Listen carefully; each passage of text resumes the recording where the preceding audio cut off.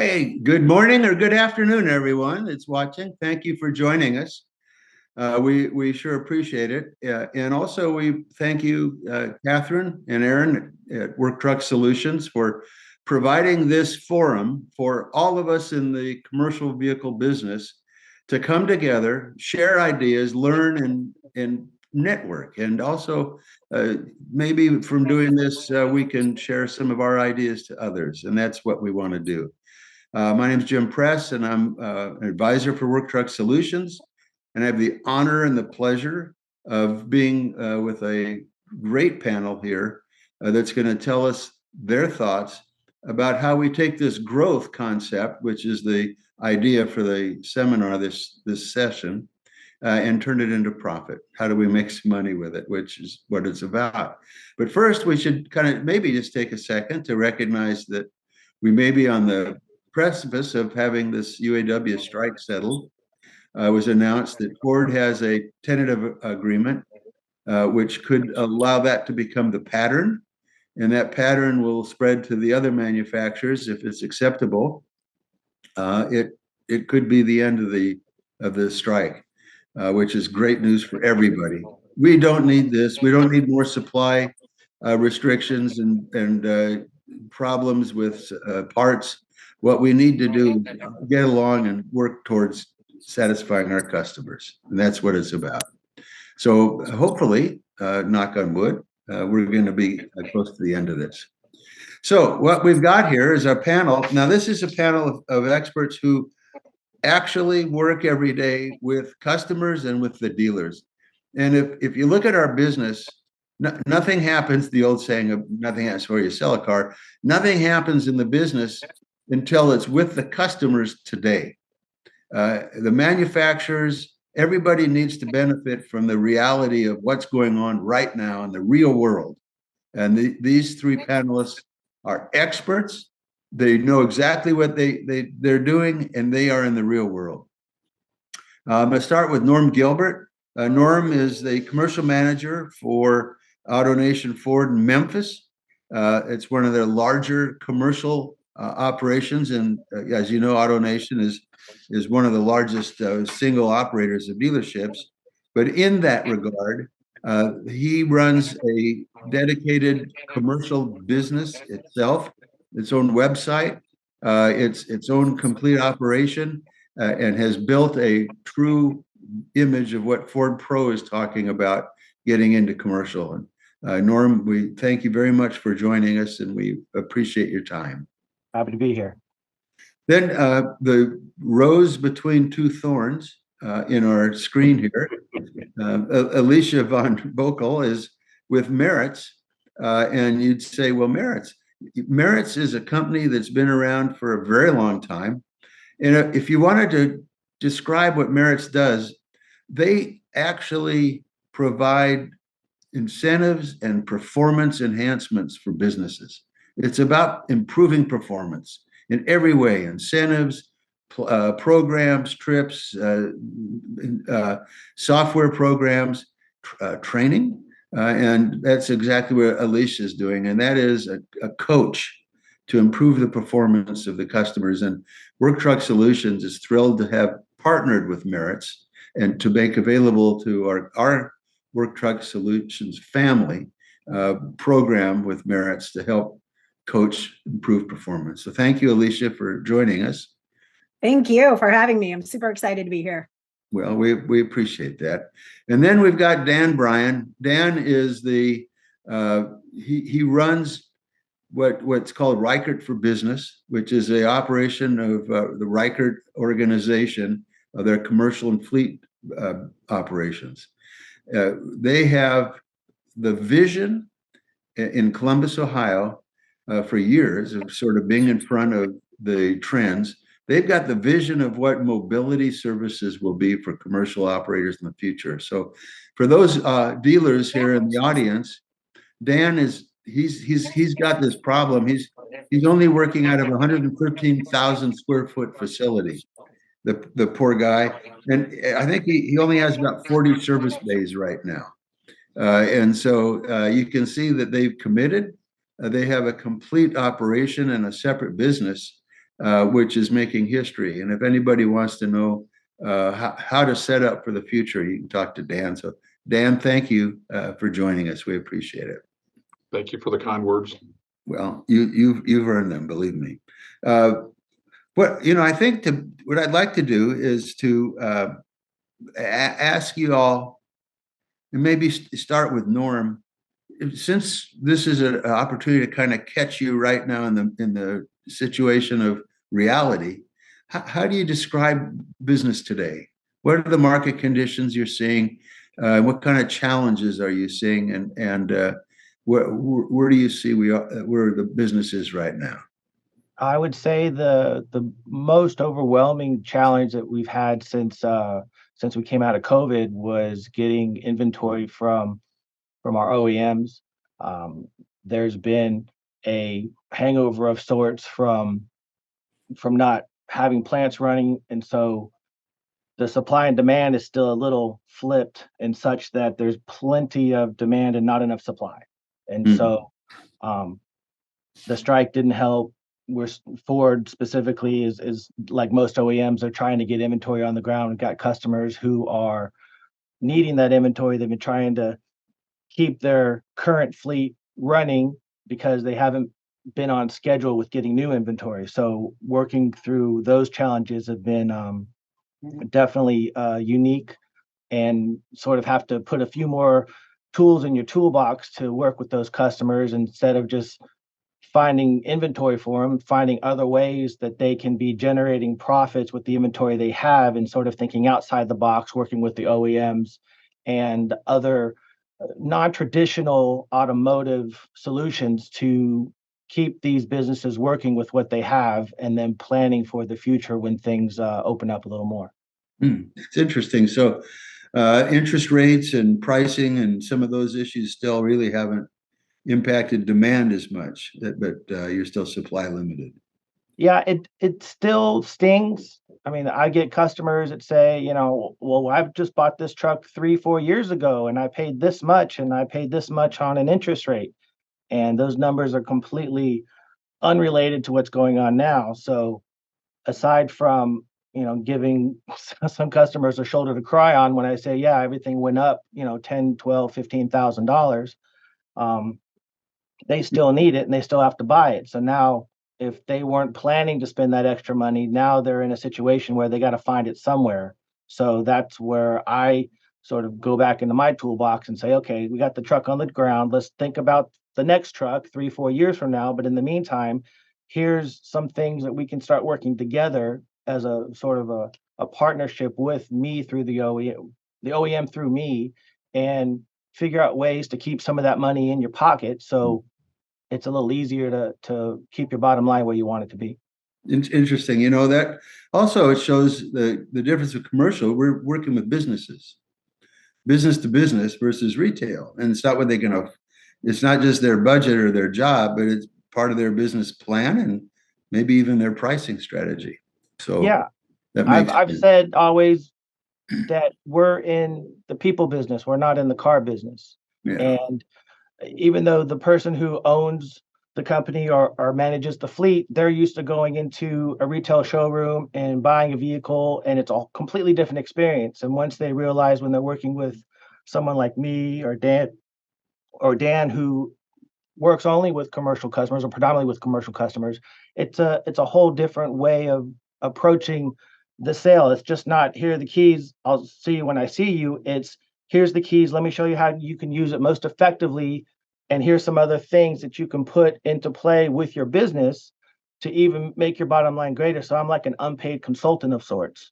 Well, that's exactly what we are, as the consultative business, and I'm sure Alicia will agree to that one. But Dan, how about, since we're talking about the kind of conditions in the market and how you see it, where are you right now with your market, where your goals were for the year, and how you see the rest of the year?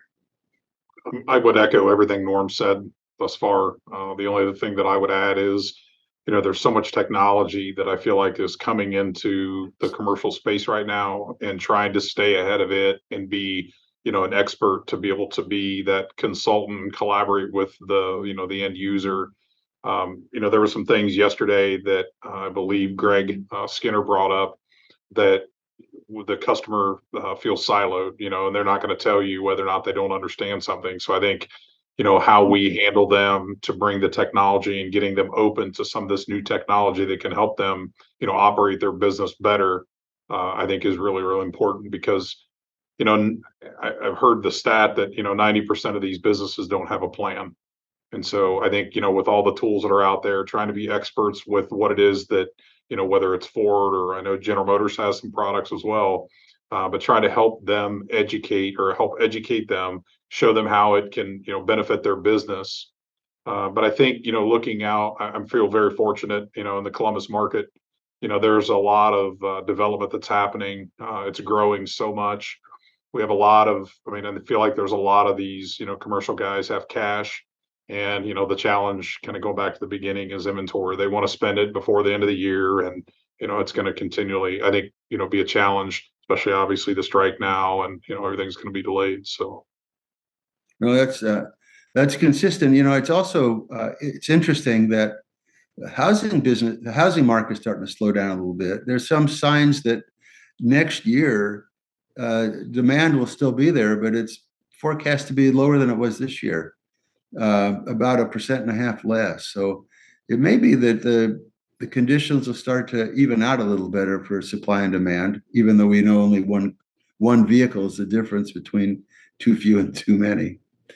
One thing that Dan mentioned that's I think key, and we keep talking about that in terms of how you make money, how do you provide profit through your businesses, is this planning, especially with the customers. And Alicia, is planning part of the program that you've been discussing with your clients?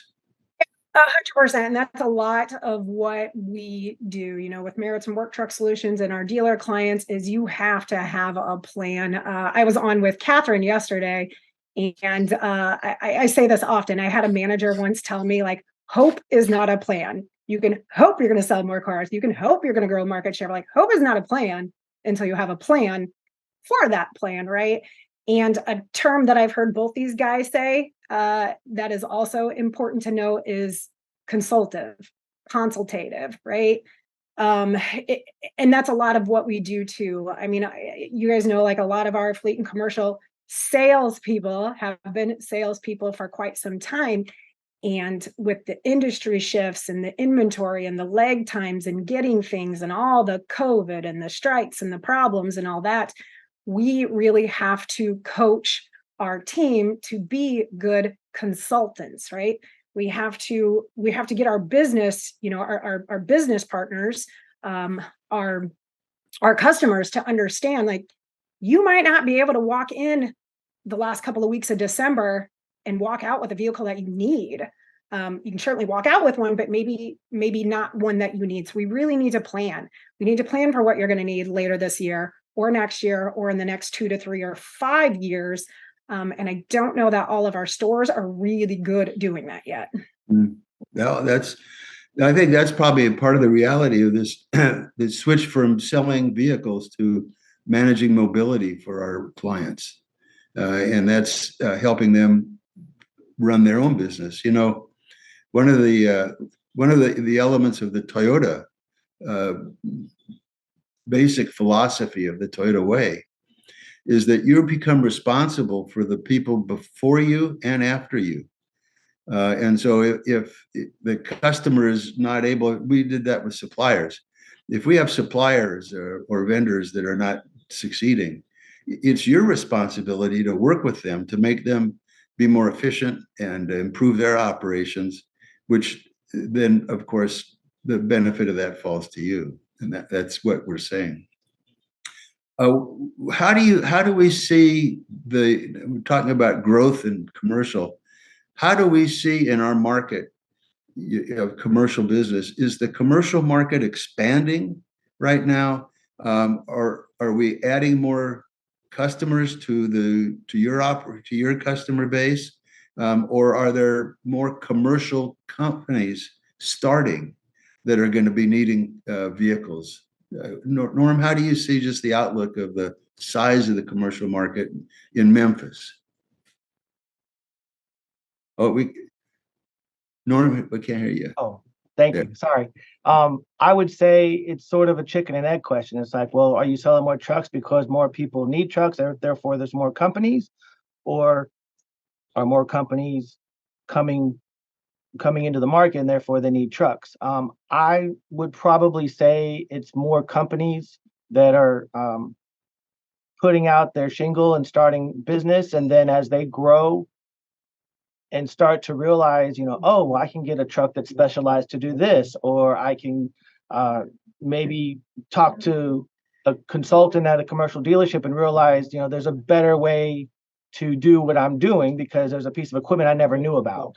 So it's sort of as the knowledge base grows, when people have a chance to interact with someone like me or Dan, then they realize, oh, well, now they're thinking a whole different way. Instead of just finding a truck that can hold people and move equipment, they're finding out that there's a piece of equipment that can do something they didn't even think they should be doing. And now they're doing that. So it's helping the business grow. Mm-hmm. And I would say, yeah, it's probably more businesses coming online, at least in my market. Plus, with the delay in production, you've probably got businesses that are running vehicles older than they wanted. Absolutely. So there's some pent-up demand that's there that'll get taken care of. There's a lot. How about Dan, from your standpoint in Columbus, is the market expanding, or are you just getting more customers to come to you? I think the market is expanding. Like I mentioned earlier, I mean, we've got Intel's building a plant. I'm hearing that there's on average 3,000 workers on that plant a day. Google's moving in. We have so much stuff that's happening in Columbus.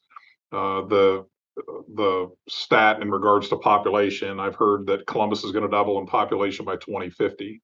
Wow. So I think you have a combination of all kinds of things. You have new businesses coming in. You've got, the bigger businesses acquiring smaller businesses. You've got a company that does heating and cooling. Now they're doing plumbing, and so everybody's diversifying and realizing that maybe they just can't stick to the one thing that they did. And so yesterday somebody else, I don't remember who brought it up, and one of the panels yesterday brought up use case. And understanding their business, and what is there? Do they really need an F-250 when they could get by with an F-150? I think, all of those things are going to be really important as the acquisition of, said company that they always bought Super Duties. So, now maybe they can get by with, as I've already said, F-150s. But I think we're seeing all of it in our market. Well, that's really a good point. And that's also one that I've always wondered about, and that is that a lot of dealerships and markets have great retail operations, but they don't really pay attention to the commercial side of the business and the fleet side. It's different. It can't be the same. They don't see the opportunity there. But the fact of the matter is, with the changes that are occurring in the structure of our economy, small businesses or independent businesses are growing. More and more during COVID, people started their own businesses. And so the demand for commercial vehicles isn't just replacing, but as Norm said, I think it's really the growth of operators that need vehicles, and vehicles are becoming tools for a business instead of a joyride on Sunday. And as that shift occurs, this part of the business is huge. That's why Work Truck Solutions has been so bullish about the development and growth of the commercial market. And then, Alicia, from your standpoint in this regard, how do you see helping the dealers grow their profitability from the operations you've seen? You've been looking at stores and investigating them. In today's environment, not tomorrow, what could be done to help improve the profitability in the operations? Yeah, so I think, a lot of it has to start with understanding your opportunity. The years and years prior that, I've sat and talked with fleet and commercial sales folks and dealers. If I asked him, I said, where do your fleet and commercial customers come from? The question you ask the guys is the market share growing? Where do they come from? And the number one answer I hear most of the time is repeat business, repeat and referrals. And that's, that's great until that well kind of runs dry, right? Well, what are we doing to capture new business? What are we doing to prospect? What are we doing? Like, do you know what your total opportunities are? And if you're not satisfied with what your opportunities are, if you're not satisfied with that, what are you doing to increase that, right? What are you doing to cast that net to go get more eyeballs, to go get more opportunities, and then of course to turn those opportunities into sales?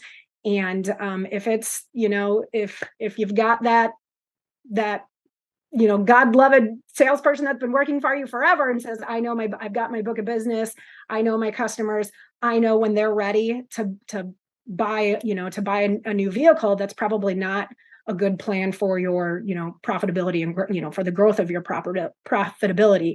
So it really has to start by like understanding where your opportunities are coming from, having a plan to obviously increase those opportunities, and just really nurturing the customer base that you have, to prospect and network and go get new opportunities, right? We got to go get fresh.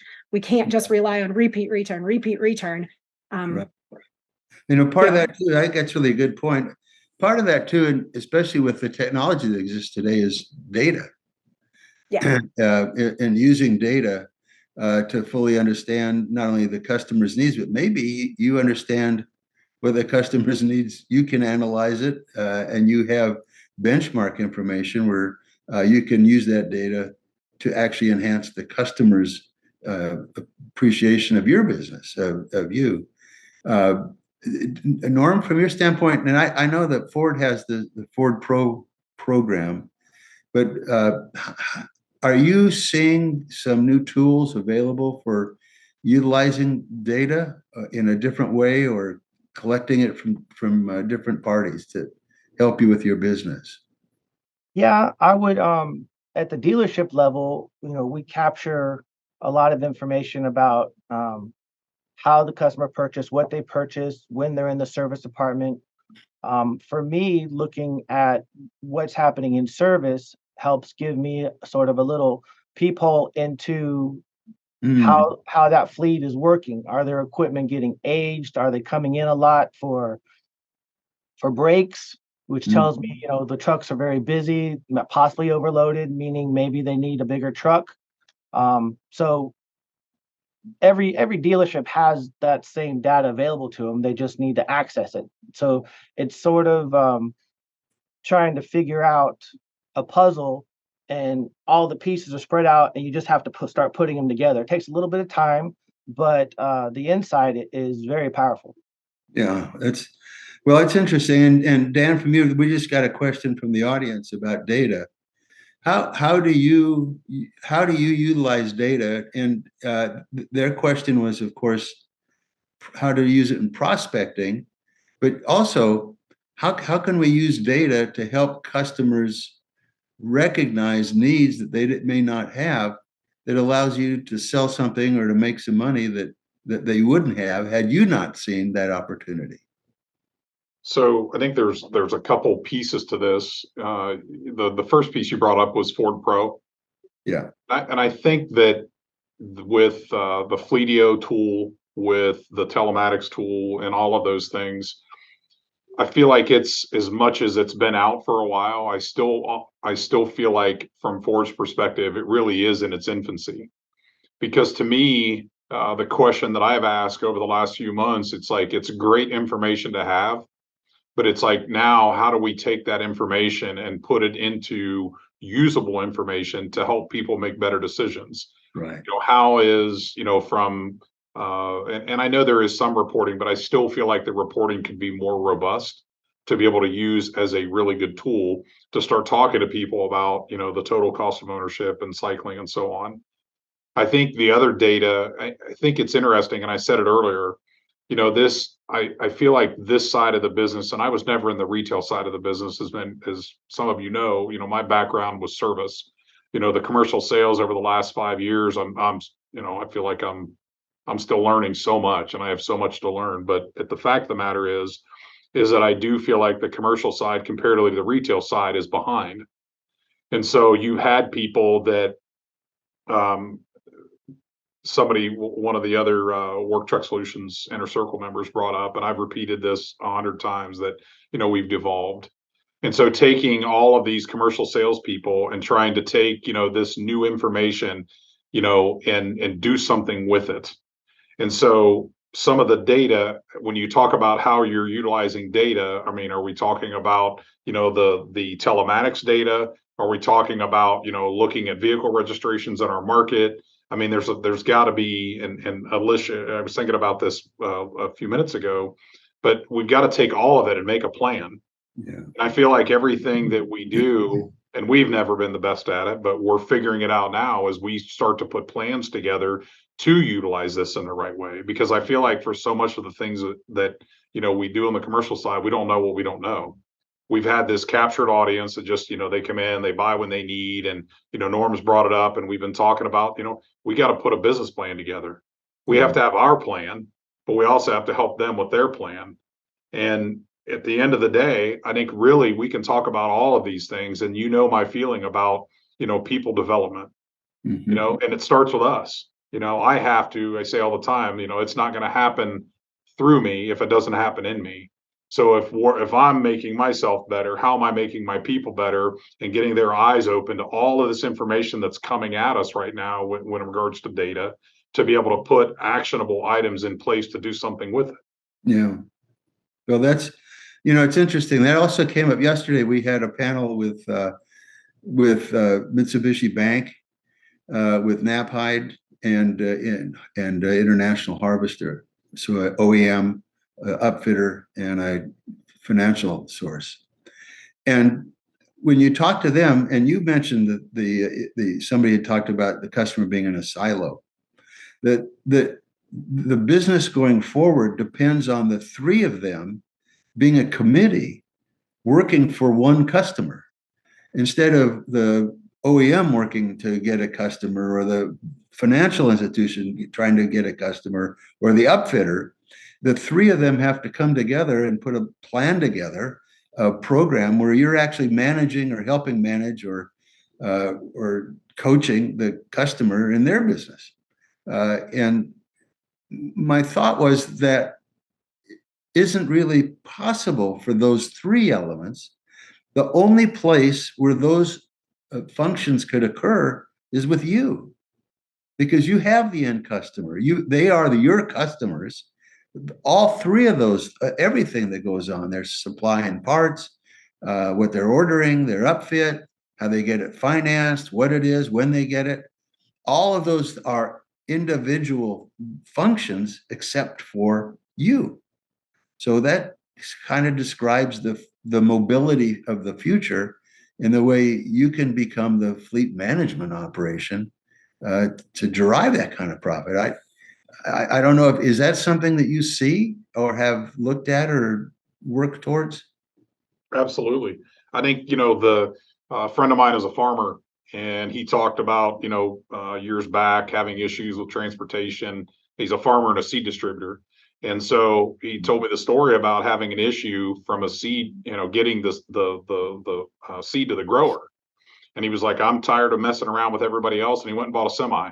And so now he delivers all the seed to them. And to me, I think that's where our role is evolving. You think about all the tools, I've already brought up software that are out there. We have to shield them from everything that's going on to allow them to do what they do best. And I think when we do that, and we're better at that, to shield them from all of those service issues and parts issues and all of these things, I think the stickier we make them to us, because they truly understand that we're partnering and collaborating with them. Mm-hmm. Yeah, that's true.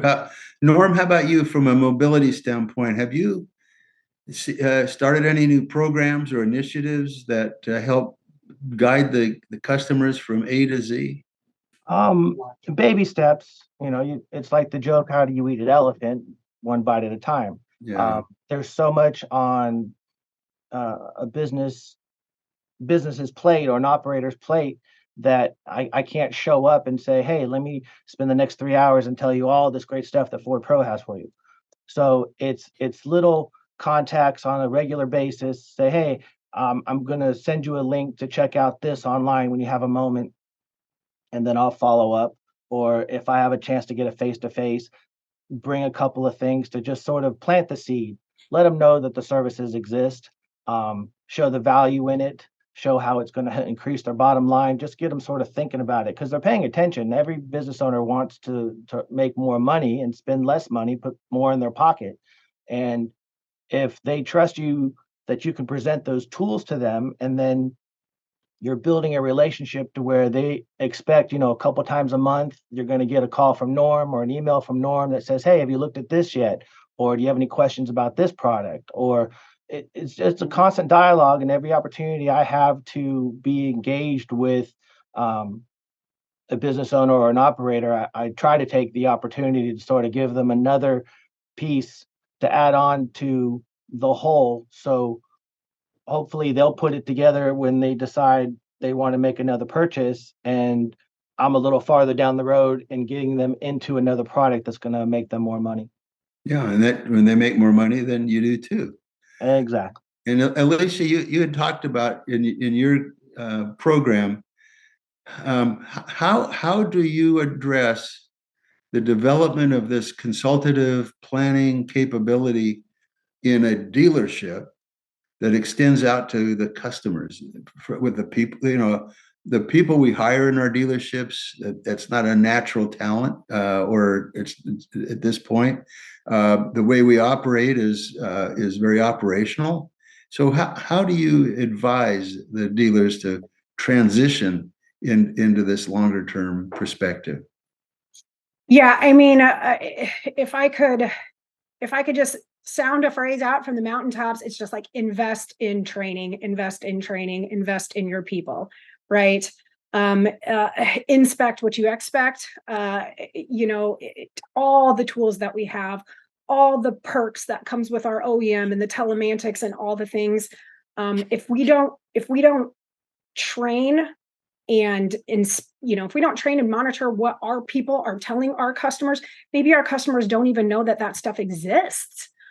So it really starts with, training the folks at your store to interact with your customers in the way that you expect them to, monitor how we're communicating with them, monitor the communications, and just keep our team, our customer front facing team, extremely knowledgeable about what's going on. Earlier we were talking about prospecting and using the tools that we have. Like, obviously, if you're short on, I heard Norm say it earlier, van inventory. Well, we don't want to go out and prospect a whole bunch of businesses to say, come get your vans here if you don't have any, right? Yeah. So you just invest in your team, training. And again, that's something, coming from the retail side, that's something that retail is so big on. And I mean, companies have built themselves around training and BDCs and selling and steps to the sale and all of these things. And fleet and commercial, we don't have that. We've never really had that. And if there's ever a time for that, it is now. Well, that's a good point. It kind of brings us to another topic, which is now. And Dan, you may have some thoughts on this. Is what percent of your unsold inventory is electrified versus IC? And how does that match the demand that you get from customers, desire for electrified versus IC vehicles? Before I answer that question, I want to echo something that Alicia just said. Okay, good. I think that, for so many of us, at least, I feel like for so many of us, I know for myself, I think about how fortunate we've been to have the success that we've had. And the problem is that I feel like, from a scaling standpoint in our business, what got us here won't get us there. And I think thinking about those people and the investment into those people and is that, to me, I mean, we can talk about all of these other obstacles. Yes, inventory is a challenge. Yes, parts a challenge, all these things. But at the end of the day, our people are the ones that are running our business, and we cannot invest enough. So I'm doubling down on what she said, but I could not agree more, because Yeah. ultimately, unless they're getting better, our business is not going to get better, generally speaking. Yeah. To answer your question from the electric standpoint, we have some Lightnings and some E-Transits on order. We have 3 E-Transits in stock. The retail side has a couple Lightnings, I believe, but right now there's not necessarily the demand.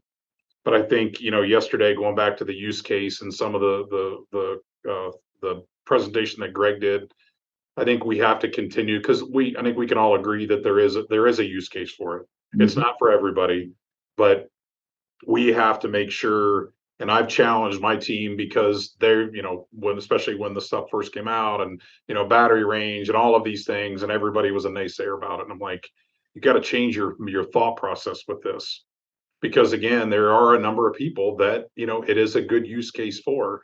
So hearing Greg yesterday talk about it, I think it just reiterates the fact that we have to make sure that we're experts, because the example that that I heard was that at some point nobody thought everybody was using Blackberries. And then everybody switched to the iPhones. And I don't know what percentage of the iPhone, what percentage of people have iPhones, but I got to think it's pretty high. And everybody probably didn't think the iPhone was going to work, but you look at it now. So there will be this transition. And so I don't want to be the last person to adopt it. I want to make sure that we're trying to be out ahead of it. So I've challenged my team to continually stay on top of it. Obviously, we do all the Ford training, but drive them, take them and drive them. Make sure that you're well versed. Make sure that you have solutions for all of these questions that a customer may ask. How about you, Norm? I know you've got a electric vehicle buyer's guide on your website, and you're all in. How does the demand versus supply in Memphis look for electrified vehicles? We've got plenty of units. I'm still working diligently to connect those with buyers. A lot of what Dan said is still true. People are a little soft on electric, but I find that it's mostly because they don't know how to use it, or even if it's the right vehicle, whether it's an ICE vehicle or an electric vehicle, you got to have the right tool for the right job. And for some, it's not electric, and that's completely okay. We're in the beginning stages of it. The battery are going to get better power density. The ranges are going to increase. They're going to get lighter, so you can put more cargo in them and still have workable ranges. I find that a lot of customers, I try to find opportunities when someone says, I need a cargo van. Okay, what are you going to do with it? I'm going to drive it to a location. I'm going to park it for 3 or 4 hours. I'm going to drive it to another one, park it, and then bring it home. That's perfect for an electric battery powered van, because range isn't important to you. But what is important is having a vehicle that can do the work, and you get some of the benefits of electric, which is lower maintenance and the tax credit from the government that's going on right now for electrics, and some of the fringe benefits of owning electric, which is sort of the outward appearance of a business that is green or looking to become more green. There's some value in that, depending on what the customer does with the van, the outward appearance of it. So I'm excited about it. I own a battery electric. I've got a Mustang Mach-E, and you really just have to know how to use it. I drive it to Knoxville to watch my son play football, go Vols. Yeah. And I got to stop to charge up, but I know that going into it. So I anticipate that. So if you have a work vehicle that isn't going to get the range that you need it to, know how to structure your day so you can put some extra charge in it to get you through the end of the day. And it's all manageable. I think it's all workable if it's the right tool for the right job. Right. And that helping customers plan the use of the vehicle may be another profit opportunity. And it's also a data for us. But I know that there's a lot of controversy right now over the inventory of EVs and ICs, and the OEMs push, and the government is mandating it. It's a transition. Toyota started making electric cars in actually 1980, and our range was 15 miles, and we thought it was pretty good. I used to drive one, and I lived up on the top of a mountain. I had to go up a grade, a hill, and it was often I didn't know if I was going to make it home or not because of the steep grade. The reason I say that is that technology has always outrun our imagination, the innovativeness of people. Can you imagine somebody watching the Wright brothers' first flight and saying, well, one day there's going to be a 747 that carries 600 people? It's a reality of mankind of trying to address issues. And it isn't a question about EVs and the batteries and the range and the infrastructure. They're all bad right now. It's really more of an issue of are we going to have a carbon-based future or not? And if you think that we're not going to have a carbon-based future, if that's going to be something that's going to change, and there's not much evidence that it isn't, then this is the reality. And it isn't just EVs. I can also remember, honestly, when we introduced the Prius in 1991, we couldn't sell them. We couldn't even have dealers inventory them. We had to inventory them nationally and had a internet-based order bank and ship them to the customer, to the dealership where they had a sale. And if you look at hybrids today, it's a pretty good bridge technology to get into EVs and eventually into hydrogen. If you think that the manufacturer's requirements on EVs for the dealers is ridiculous and it's tough on some, wait until you get the hydrogen requirements for you to have hydrogen fueling facilities aboard. But it's all part of this transition, and it's not just EVs, it's electrification, it's autonomy, it's connectivity, it's car sharing. These are trends that are occurring. And what we've talked about up to this point is how to make our operations profitable and make money for the future and return on our investments from the business. But the other part of this is, how are you going to make money, new ways that you don't even know exist, out of this new era of mobility? With EVs or car sharing, have you tried any of those? Like, Dan, have you looked at any different ownership models, or have you been playing around? I know you've got mobile service is one of the things you've done, but how are you preparing for the brave new world? So the first thing I'm going to say is that I think it's all imperative, and I'm learning this because I'm not very smart. So I really have to cut out time for myself to really think about this business and think about, what opportunities, because to your point, you go back to the Wright brothers and, nobody could envision that. And I think there's so many things right now that it's like, you don't take the time to think. I mean, everybody's busy. We're doing these things and we're just kind of going to call it the hamster wheel. So I think thinking out of the box about all of the things that we do, and we'll go back to use cases for, the e-transit. We have an arboretum that we're selling an e-transit to. And so you think about who that customer is. Are there going to be, a customer every day that wants an e-transit or Lightning? No. But I think trying to find those use cases, and that we've already talked about that, but I think it's a really good use case for this arboretum to have an electric vehicle. So then your next question is looking at opportunities and try to, figure out new ways to make money. So, I've talked about our fleet management program. And so this arboretum wants to have that. They want the fleet management. They do have some ICE vehicles on site. So between our fleet management as well as the mobile piece of that, we are providing a full service solution. That's what they want. Because I say all the time that, where do you go and there's not a help wanted sign? Mm-hmm. Virtually nowhere. And so if we can be a part of that collaboration and provide solutions for fleet management, for mobile service, and also looking at the use case, I think there's a business model there in itself for us to continue to grow our business. So how do you invest in finding those businesses of the future while you're like an entrepreneur? You've got to run the existing business, like you said. But at the same time, you've got to figure out how to incubate these future businesses and concepts that you don't even know exist right now? How do you do that in your organization? If you were to look at my calendar and I block out, I've got 30-minute and 1 hour blocks, because I found, it's so easy to get caught up working in the business versus working on our business. And I had to carve out time for myself to start thinking about, what's next.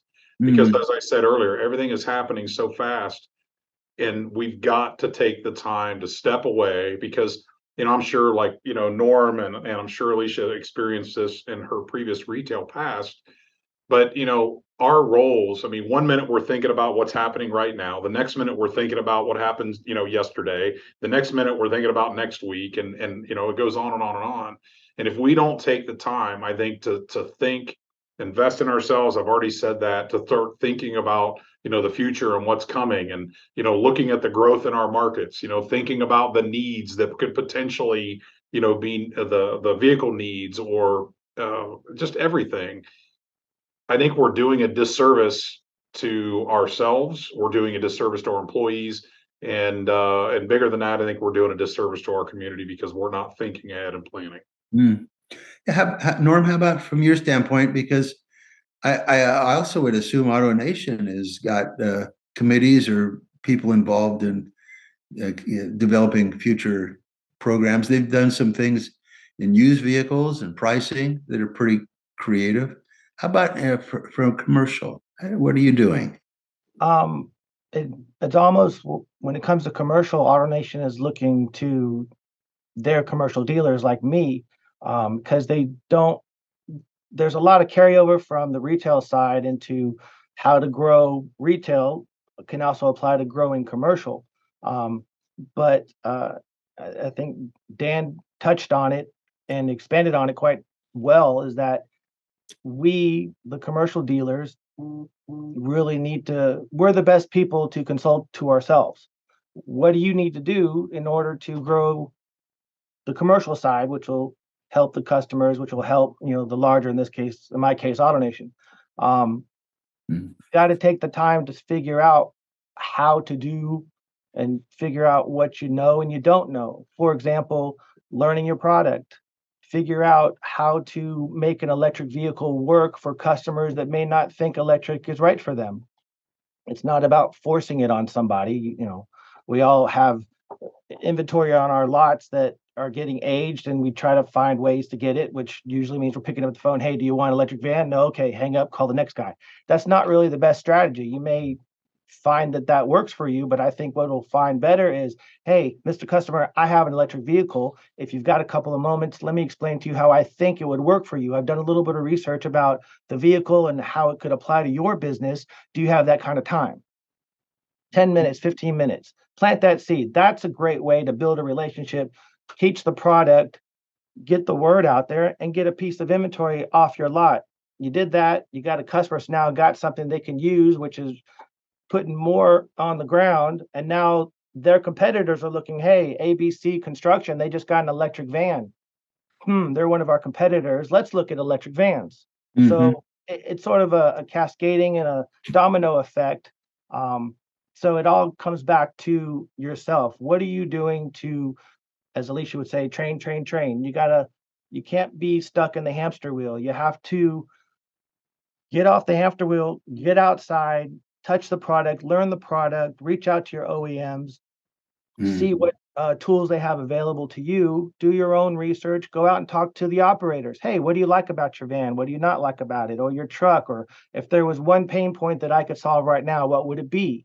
Start those dialogues, helps relationships, gives you a path to going and learning more about what you do and what you put your livelihood into. Reach out to folks like Alicia and say, hey, I need to figure out a better way to do this. Reach out to the people that know more than you do, and you yourself will become that expert in that area, and the world is your oyster. So have you changed the kind of people you're hiring, or will you think about the credentials of people that, as you look at this organization of the future, where somebody's kind of managing systems and data and customer relations, not the traditional way, but in a way that may be more like a kid that sits in his garage and plays video games. Yeah, there's a lot of untapped talent out there that is a very non-traditional automotive industry employee. Yeah.